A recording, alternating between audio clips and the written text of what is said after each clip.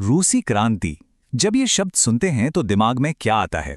शायद ज़ार, Lenin, communism. लेकिन क्या हो अगर ये कहा जाए कि इस पूरी क्रांति की चिंगारी एक ऐसे रहस्यमयी और विवादास्पद आदमी ने लगाई थी जिसकी कहानी किसी भी फिक्शन नॉवल को मात दे दे। तो चलिए इस कहानी को ना जरा उल्टे तरीके से शुरू करते हैं। शुरू से नहीं, बल्कि बिल्कुल अंत से। एक ऐसी हत्या से जो उस आदमी की तरह ही अजीब, रहस्यमयी और लगभग नामुमकिन थी। तारीख थी 30 दिसंबर 1916। जगह रूस का एक आलीशान महल और उसका तहखाना। यहां एक आदमी की हत्या की पूरी तैयारी हो चुकी है। नाम ग्रिगोरी रास्पुतिन, एक ऐसा शख्स जिसे कुछ लोग भगवान का भेजा हुआ फरिश्ता मानते थे, तो ज्यादातर के लिए वो शैतान का रूप था। अब जो हुआ वो सुनने में किसी फिल्म की कहानी जैसा लगता है। उसे मारने की कोशिश करने वाले कोई मामूली लोग नहीं बल्कि रूस के बड़े बड़े रईस थे। पहले उसे इतना साइनाइड दिया गया जिससे 5 हाथी मर जाएं, पर रास्पुटिन पर कोई असर नहीं हुआ। फिर उसे सीने में गोली मारी गई, लेकिन वो फिर खड़ा हो गया। दोबारा गोली मारी, लोहे की रॉड से पीटा और आखिर में उसे बांधकर बर्फीली नदी में फेंक दिया गया। मतलब उसे मारना जैसे नामुमकिन सा हो गया था। और इसी बात ने उसकी रहस्यमयी इमेज को और भी मजबूत कर दिया। सोचिए, इतना सब कुछ झेलने के बाद जब ऑटोप्सी हुई तो पता चला कि उसकी मौत की असली वजह डूबना थी। यानी जब उसे नदी में फेंका गया तब भी वो जिंदा था। तो सवाल उठता है, आखिर कौन था यह आदमी और कैसे वो इतिहास की सबसे बड़ी क्रांतियों में से एक की वजह बन गया? ये समझने के लिए हमें थोड़ा पीछे चलना होगा और उस साम्राज्य को देखना होगा जिसकी नींव वो हिलाने वाला था। तो बात है 20वीं सदी की शुरुआत की। उस वक्त का रूस एक ऐसी जगह थी जहां जमीन आसमान का फर्क था। एक तरफ था ज़ार, जिसे लोग भगवान का प्रतिनिधि मानते थे, और दूसरी तरफ थी आम जनता। मतलब रूस 2 हिस्सों में बटा हुआ था। एक तरफ रोमानोव खानदान की दुनिया थी, आलीशान महल, बड़ी बड़ी पार्टियां, बेहिसाब दौलत।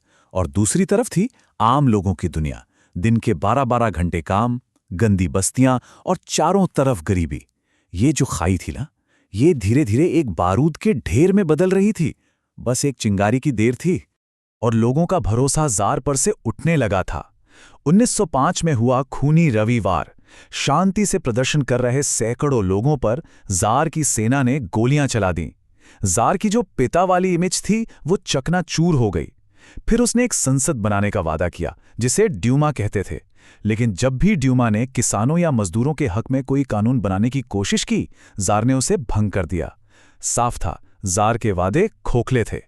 और इसी माहौल में जब देश बटा हुआ था और लोगों का भरोसा टूट चुका था, एक एंट्री होती है, एक रहस्यमयी किसान की जो खुद को तांत्रिक कहता था।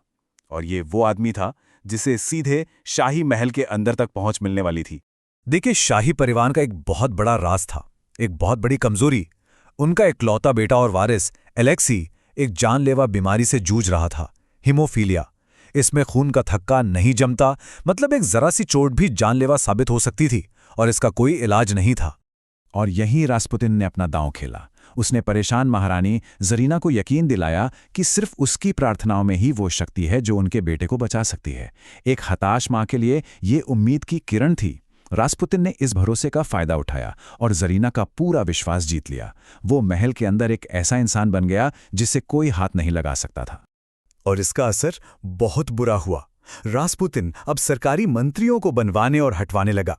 अफवाहें उड़ने लगी कि असल में वो जारीना को कंट्रोल कर रहा है और जारीना ज़ार को। वो राजशाही के भ्रष्टाचार का चेहरा बन गया। और जब ज़ार पहले वर्ल्ड वॉर के लिए मोर्चे पर गया, तब तो रास्पुतिन की ताकत बेहिसाब बढ़ गई। देश में अफरा तफरी मच गई और लोगों की नफरत और भी ज्यादा गहरी हो गई।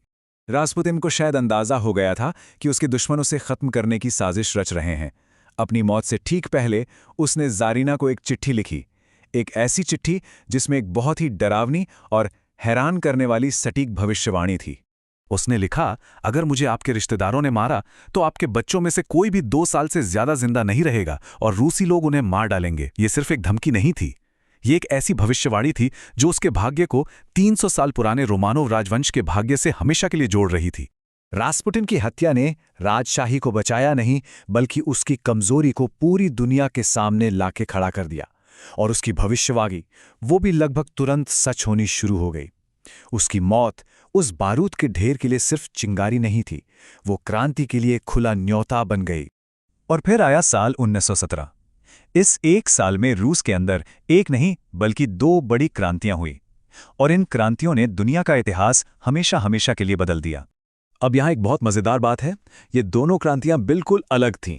फरवरी में जो क्रांति हुई वो लोगों का गुस्सा था, भूख और हताशा से पैदा हुआ एक असली जनविद्रोह जिसने 300 साल पुरानी राजशाही को उखाड़ फेंका।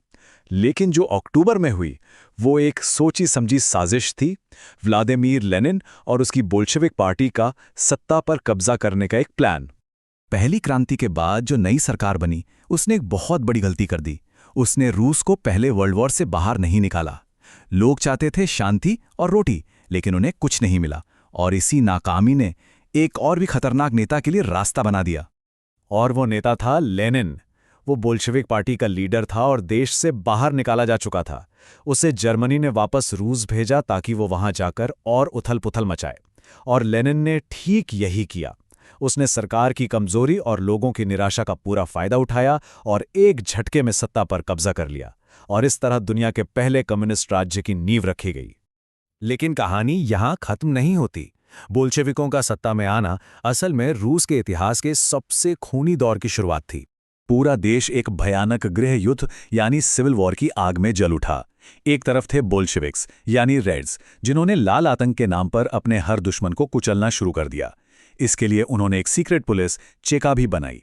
दूसरी तरफ थे व्हाइट्स यानी बोल्शेविकों के दुश्मन, जिसमें जार के समर्थक और बाकी लोग शामिल थे। उन्होंने भी श्वेत आतंक के नाम पर बेहिसाब हिंसा की। और इसी गृह युद्ध के बीच 16 जुलाई 1918 को बोल्शेविकों ने जार निकोलस और उसके पूरे परिवार, बीवी और बच्चों समेत सबको मार डाला। रासपुतिन की भविष्यवाणी सच हो चुकी थी। उसे रईसों ने मारा और उसके बाद पूरा शाही परिवार खत्म हो गया। और इस क्रांति की क्रूरता देखिए, इसने अपने ही नायकों को नहीं बख्शा। 1921 में क्रोनस्टाड के नाविकों ने विद्रोह किया। ये वही नाविक थे जिन्हें कभी क्रांति का गौरव और शान कहा जाता था, लेकिन उनके विद्रोह को भी बेरहमी से कुचल दिया गया। ये साफ हो गया था कि नई सरकार भी जार की सरकार जितनी ही जालिम होगी। तो रूसी क्रांति की ये कहानी, जो हताशा से पैदा हुई और रासपुतिन जैसे एक शख्स की वजह से एक बड़ी आग में बदल गई, हमें एक बहुत ही बड़े और परेशान करने वाले सवाल पर लाकर छोड़ देती है। क्या क्रांति सच में आज़ादी लाती है, या वो सिर्फ एक मालिक को हटाकर दूसरे को गद्दी पर बिठा देती है?